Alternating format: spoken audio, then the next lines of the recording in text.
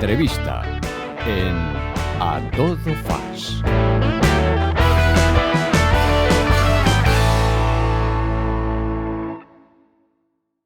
Amigas y amigos de A Todo Fas, hoy un lujazo. Hoy tenemos aquí este especial clásico. Es la primera vez que hacemos en el programa, o que hago en el programa, una incursión en el mundo clásico, pero él ya es un viejo conocido. Nos conocemos ya como de hace 11 años ya, nada más. Por lo menos, si no más, ¿no? 11 o 12 añitos ya. Bueno, tengo el lujazo de presentaros a Nacho González, Ignacio González, vicedirector del Teresa Berganza y profesor de los conjuntos de cámara. Abel, Hemorragia de placer.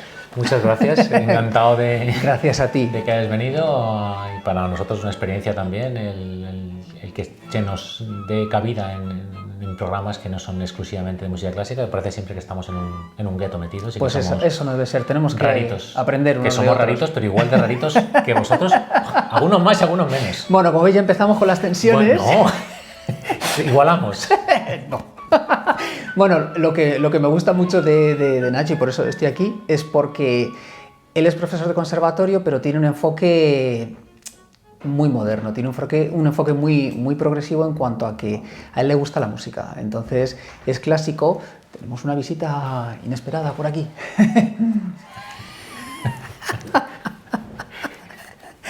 Bueno, ha habido una interrupción, era o poner un pitido muy largo tapando el audio que hemos grabado, entonces he preferido hacer un corte. Como siempre digo, aquí en A Todo Fas hay que divertirse. Bueno, es un momento peculiar. Como decía, Nacho es un músico clásico, pero tiene un enfoque muy progresista. Había dicho antes progresivo. Es decir, de por lo menos de 10 minutos en adelante, ¿no? Por eso está aquí. Sí, le gusta mucho la música, como decía. Entonces, no es solo aprenderse un repertorio, no es aprender una técnica, no es aprender una época, no es aprender historia de la música, es aprender música en un concepto muy amplio. Y a estas nuevas generaciones pues les anima, les sugiere pues, música moderna de un montón de estilos, porque bueno, imagino que para ti será súper importante, ya que tú tocas moderno, pues que ellos también abran la mente. Sí, al final muchas veces te preguntan, ¿no? ¿Qué tipo de música te gusta? Me gusta la música buena. Y música buena hay en todos los estilos. Eso es. De hecho, podría llegar hasta, a lo mejor esto hay que editarlo, y no, porque no lo puedes emitir, pero creo que hay reggaetón bueno.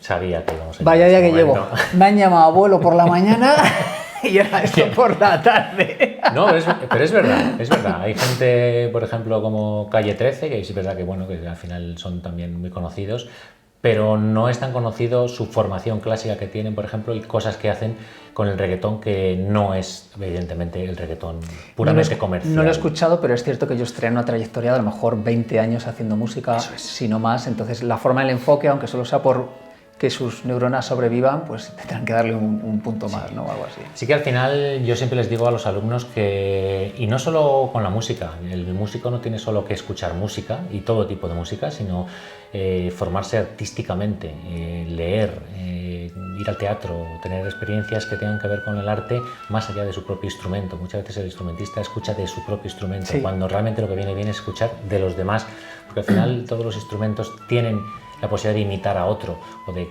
crecer escuchando a otra formación, a otro instrumento. Esto es, por supuesto, y música moderna, claro que sí. Rock, blues, jazz, el rap, que yo recuerdo a ti. Rap, muy rapero. Sí, y sigo de vez en cuando escuchando rap. ¿Qué dices tú? Bueno, es que es una música que se pone ahí como para de fiesta o de... No, o sea, escucharlo, sentarte a escuchar a Public Enemy con tus cascos. Se le cambia la cara, ¿eh? Sentados y no, o sea, no tienes por qué estar con unos colegas y es una música de fondo, ¿no? Creo que es una música que también se puede disfrutar de una manera más intelectual, entre comillas, o de una manera un poco más seria, no simplemente como algo que está puesto. Das clase... Ahora estamos intercalando imágenes y he estado en los ensayos de dos conjuntos de cámara. Das clase a gente muy joven, donde creo que es absolutamente esencial para que progrese el instrumento y en la vida que tengan un buen profesor y una buena persona. Yo creo que desde fuera la rigidez que que se percibe o que se emana desde los conservatorios y desde la formación clásica, puede llegar a ser bastante peligroso con los alumnos tan jóvenes. ¿Cuál es tu experiencia o cómo planteas tú esa enseñanza con músicos pues que son personas que se están formando? Al final es muy complicado. En un conservatorio normalmente no hay un plan de estudios, digamos un plan prefijado por el centro, sino que normalmente depende del profesor con el que das, tiene una manera de enseñar u otra. Entonces al final cada profesor tenemos una manera de acercarnos a los alumnos.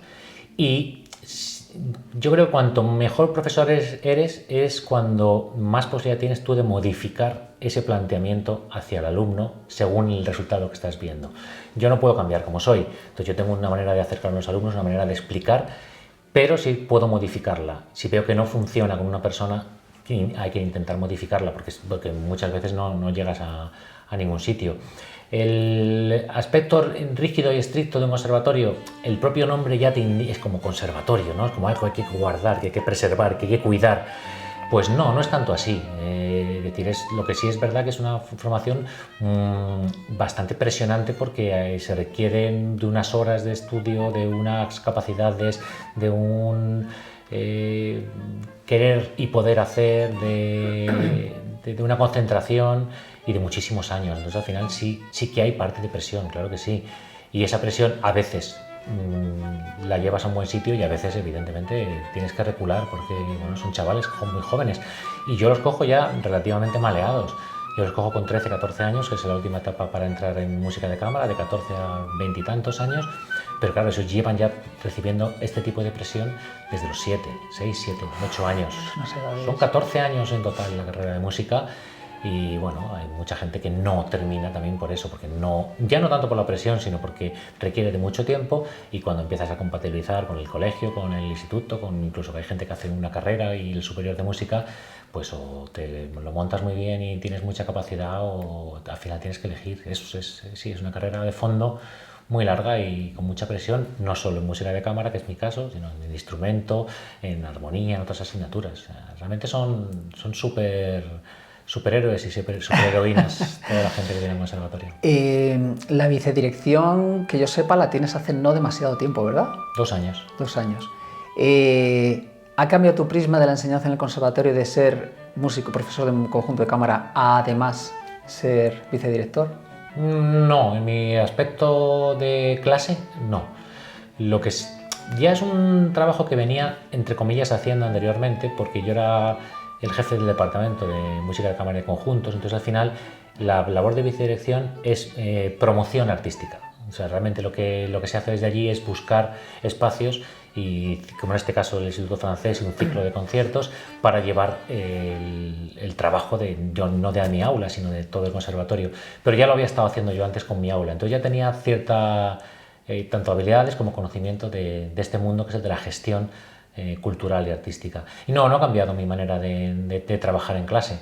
Lo que hago es pensar todavía más en la necesidad de salir del aula. El año pasado, en plena pandemia, hicimos más de 50 conciertos fuera del centro. ¡Qué barbaridad! Que yo creo que es un récord, ya no de un año de pandemia, sino incluso de un año normal. Salir a 50 conciertos en 7, 8 meses de año de conservatorio. O sea que por lo menos el año pasado me tomé mi puesto como eres un road manager a tope.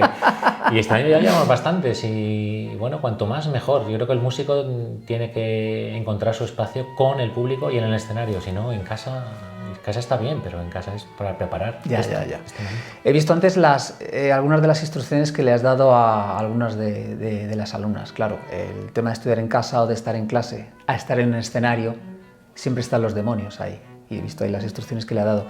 Insisto otra vez con lo de la edad. En gente tan joven, ¿cómo haces para que se sientan a gusto en un escenario? Porque creo que eso, vamos, con lo que les has estado diciendo, no, relájate, muévete, baila, tal, ahora no hay que pensar, hay que tocar, tal. Creo que ese es un trabajo importantísimo que tienes que hacer como profesor a estas edades. Sí, a estas edades y en todas. Es decir, que eso es algo que causa problemas a mucho tipo de artista, ya no solo de músico, subir al escenario, enfrentarse con el público y con el propio escenario. Al final, cuando uno sube a un escenario se está mostrando por dentro y eso causa mucho miedo. Y ante el miedo hay mucho tipo de reacción. Y la más típica de reacción es la reacción del conejo, que es me quedo quieto. me quedo quieto y no me muevo. Y así parece que no estoy. Y esa es la peor que puede tomar un músico, porque un músico, y más un músico como en este caso que has estado viendo, que son gente que sopla, un fagot, que es un fagot es como un armario ropero, o sea, no saben ni por dónde cogerlo. Un fagot, si tú no tienes la glotis relajada, el aire bien controlado, tu cuerpo pisando, el instrumento no te funciona. Entonces, hay gente que se sube y no tienes que decirle nada, porque tiene naturalmente esa jeta o esa capacidad o esa seguridad y sube y se crece incluso, y hay gente que tienes que trabajar y hay gente que nunca terminas de trabajar con ellos esa seguridad del escenario. Pero sí es verdad que a veces te funcionan ciertas cosas, ciertos clics, ciertas cosas, ciertas frases que dices a alguien y ha funcionado, pero a lo mejor no te funciona otro día. Es decir, que luego también depende mucho del feedback que está recibiendo la persona que está en el escenario. Si de repente recibe una palabra o un ánimo en una dirección y empieza a salir bien, automáticamente se siente bien y parece que ha sido esa palabra, pero no se sabe exactamente si ese es el clic o simplemente que empieza a funcionar. O la forma de decirlo o lo que fuera ya. En general, en el escenario es el momento en el que hay que intentar pensar lo menos posible. Y eso es lo más difícil, dejar la mente fuera y dejar que el cuerpo, que es sabio, que los músculos que son sabios vayan a donde has trabajado y sepan. Y tú, en cambio, manejas otras cosas. Manejas tu emoción, manejas el mensaje y no tanto estar controlando. El control es el principal enemigo del artista, el excesivo necesidad de control. Porque, como has dicho antes, siempre van a ocurrir cosas, ¿verdad? Siempre, siempre. Y yo siempre que toco, siempre me pasa algo. Yo no he salido nunca, y eso que haya dicho, ha salido perfecto, porque incluso saliendo perfecto es casi peor. Porque seguramente si ha salido perfecto es porque no has puesto el 100% de lo que podías haber puesto. Entonces yo cuando salgo a tocar sé que me voy a equivocar y cuando me equivoco me gusta porque me hace de repente sentir la tierra. Es como, cuidado, que aquí está el toro. Míralo, agárrate y entonces normalmente desde ahí suelo empezar a gestionar mejor y a tocar mejor. Hasta que no llega el error, estoy siempre esperando también el error. Claro, es que yo lo hablo muchas veces con mis alumnos, es importante que enseñaras a aprender, hay que enseñarles a darlas, pero a no darlas también. Cómo se gestiona, cómo no hacer un efecto de bola de nieve que te fastidia un pasaje entero porque te quedas ahí atrás pensando en el error, no hay que cortar ahí esa cuerda y seguir adelante, porque eso ya es pasado. Eso depende de ti, que sea un gran error, porque como lo transmitas a la gente o que simplemente sea un detalle que muchas veces la gente ni lo percibe. Así es, y muchas veces el error, como tú estabas diciendo, afecta a lo que viene después. Entonces es como, vale, has fallado una nota, o 4 o 6 en un pasaje, pero de tu capacidad está en no generar un error de 5 minutos más, pensando en el error que has cometido. Te quedas absolutamente fuera de la interpretación. Eso es muy complicado, pero eso también es tiempo, es que te pase una vez, que te pasen 2, que te pasen 3, que te pasen 100 y que sepas manejarlo. Luego también hay otra, en ese conocimiento de la partitura y de tu instrumento, eso también te da que cuando pasan estas cosas y las manejas y no ha pasado nada grave, te da esa seguridad. Es como, pues no pasa nada, he fallado esto aquí, pero he sabido salir. El problema es cuando empiezan a tener desde pequeño experiencias malas y no las corrigen. Claro. Como un día me he quedado en blanco y no he sabido seguir. Eso es un punto ya de inflexión. Pero es que al día siguiente me pasó lo mismo o me pasó otra cosa y no tal. Entonces, como enganche desde pequeños 4, 5, 6 momentos malos en escenario, eso es muy difícil de recuperar. Y eso es lo que hay que intentar evitar. Es que normalmente el profesor, ya no solo en el clásico, sino en cualquier disciplina, no está donde está por tener una psicología emocional adecuada, sino por tener un título y por haber demostrado unas aptitudes de conocimiento y de ejecución y destreza con el instrumento. Pero claro, no se hace un examen psicológico a ese profesor que va a marcar la vida profesional de muchos niños y no tan niños. No solo psicológico, sino pedagógico. Es decir, en las pruebas de selección de conservatorios, las posiciones, no hay una prueba pedagógica, de actitud pedagógica.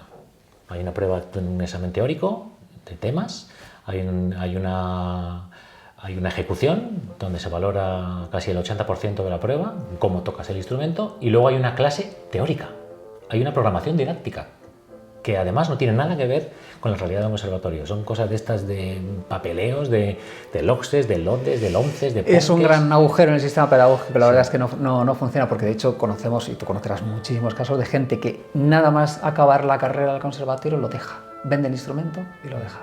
Ahí es que hay un error en el sistema, está claro. Pero lo que pasa es que en el moderno, o sea, perdón, en el clásico es más tangible porque, claro, hay una progresión, hay una evaluación y otro concepto que en el moderno que bueno, que entras, vas, sales. Yo creo que últimamente cada vez hay menos abandonos por ese tipo de situación, es decir, por presión o por una mala gestión de lo que es la educación musical. Yo creo que la mayoría, por lo menos ahora, de los abandonos son abandonos naturales. Es decir, al final se pierde el interés. No solo pierde el interés, sino que al final es algo muy de élite, es como un deportista de élite. Entonces, ¿cuántos niños empiezan a jugar al fútbol y cuántos llegan a ser futbolistas? Pues seguramente un porcentaje muy pequeño. Pues aquí pasa un poco lo mismo. Es decir, tenemos una gran masa que entra en las escuelas de música, una menor masa, pero grande también, que entra en un conservatorio. Pero nosotros tenemos 600, 700 o 600 alumnos al año en un conservatorio, en mi conservatorio. Y de esos a lo mejor el 10% pasa a superior, y de los que han entrado en superior a lo mejor el 20 o el 30 o 40% termina en superior, y de esos a lo mejor el 10 o el 20 son músicos profesionales. Es decir, que al final hay un embudo importante, porque tampoco hay hueco para Claro, para ¿qué opciones profesionales tiene un músico clásico hoy en día? Pues yo en general a los músicos les digo que no conozco a ningún músico que no se gane la vida. Es decir, no sé si me estoy equivocando al decirles eso. Pero al final, mi experiencia, tanto personal como de la gente que me rodea, es que un buen músico, un teclista, un bajista, un guitarrista, al final siempre, ya sea clases particulares, ya sea en una banda, ya sea en una orquesta, ya sea en unas bodas y comuniones, es decir, lo básico un músico siempre lo tiene, y en cambio creo que hay profesiones que no te aseguran ni siquiera eso mínimo. Es decir, creo que un músico siempre se puede ganar la vida. Y luego las salidas profesionales de un músico de música clásica pues son muchas, son tanto por la docencia como por el trabajo en orquestas, en grupos de cámara, en festivales, como músicos, digamos, que trabajan para otros, pianistas, por ejemplo, pianistas acompañantes, para pruebas, para concursos. Es decir, uno siempre tiene que mirar no solo en la meta final, ¿no? Esta meta que te venden de pequeño de concertista, pues lo mismo que hablábamos antes. Llega uno de 1000 a ser concertista internacional y a ser solista de violín. El 90% de los violinistas que terminan, trabajan en una orquesta. Pero que bueno, que es un trabajo bonito, que no es como, es que no estoy frustrado porque estoy con la orquesta. Es que qué maravilla. No todo el mundo quiere ser primer violín ni concertino. No todo el mundo quiere. Sí, pero se idolatra mucho. Sí, no, y se enseña eso. Es como que esa es la meta, ¿no? Al entrar, al principio te ponen que la meta es que seas la prima donna del. Pues, pero no, es que al revés. Tendríamos que decir, no, enseñar a todo el mundo desde el principio cuál es el abanico para que luego quieran cada uno encajar su pieza. ¿Hacéis grabaciones en estudio con los alumnos?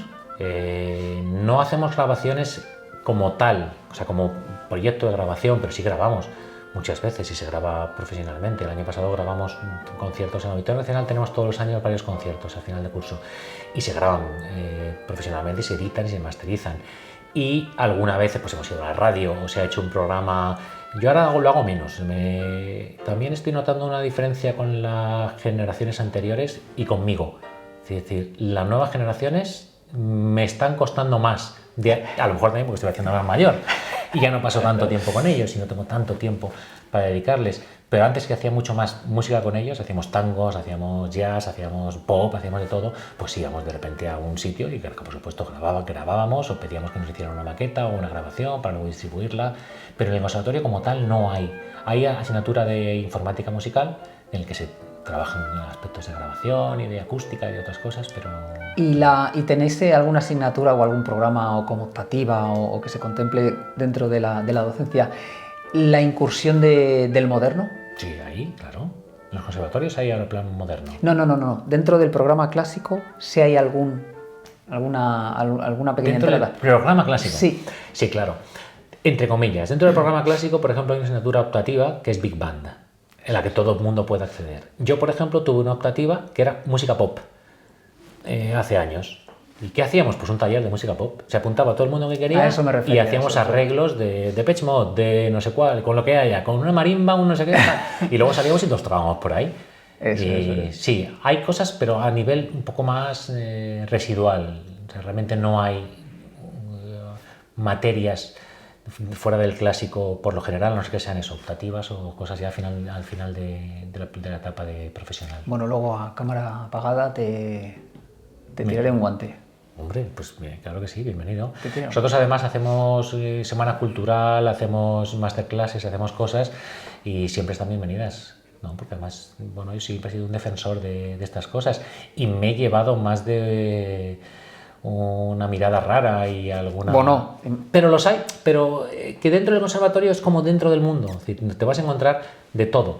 Y los hay súper rockeros y los hay súper punks dentro de... Tengo un compañero del conservatorio que es... O sea, que lo ves y es como, este hombre es un punk y tatuado hasta las orejas y luego tienes los otros, los que... Las miradas raras tomando el café, ¿verdad? Mirándote así en lo de profesor. No, pero que lo notas. El moderno ahí. Notas que de repente pues, se te ocurre hacer una asignatura como el pop esta y gente como, qué mamarracho, ¿no? Qué mamarracho. Pero luego miras un poquito detrás y ves que... Que tiene una cara loca, ¿no? No, que no hay, que a lo mejor tampoco detrás hay nada, es decir, que tampoco está defendiendo algo que exista, es decir, que es gente también que a lo mejor no tiene nada que defender. Ya. Es que a lo mejor tampoco merece la pena preocuparse por la gente que... Hay mucho talibán, esto es una cosa que hablamos hace años. Yo decía que en la música es donde más talibanes hay. Es decir, es donde más se defiende, es como yo soy heavy, lo demás es una mierda, yo soy no sé cuál, lo demás no, yo soy clásica, yo no escucho reggaetón, no, yo solo escucho trap, lo demás. Y dentro de la música, curiosamente, hay muchos... ¿En qué arte se dice? ¿Tú qué eres? ¿De Goya o de Velázquez? No sé. No suele así, pero aquí es como tú eres de los Beatles o de los Rolling. Tú eres de Blur o de Oasis. O sea, es como que te obligan a tomar partido por un tipo de música. Y música buena, hay música buena y música mala. Y si tengo que elegir, me quedo con los Beatles, ya te lo digo. Lo siento. Bueno, ahora se lo digo, los que me conocéis. ahora se lo cuento. Bueno, Nacho, me ha parecido interesantísimo y estoy seguro que a la gente que vea el programa también. Porque hay mucho de interesante en lo que ha dicho y la verdad es que yo creo que esta entrevista es para vérsela por lo menos un par de veces.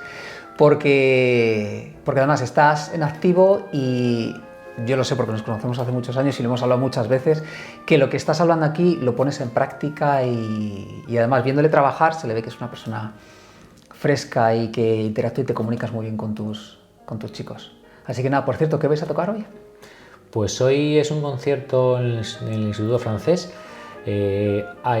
Vamos a tocar Beethoven, un pianista toca Beethoven, se toca también Bozza, que es un compositor francés, una sonatina del siglo XX, y luego hay dos grupos de música de cámara, que son mis grupos de música de cámara, que tocan dos compositores relativamente desconocidos, Laliet y Walkiers, que son dos compositores románticos de música de salón del siglo XIX, y es un trabajo que llevamos haciendo un trimestre y hoy es el día de la puesta de largo, claro. Sí, de bailar y de moverse y de no pensar, ¿no?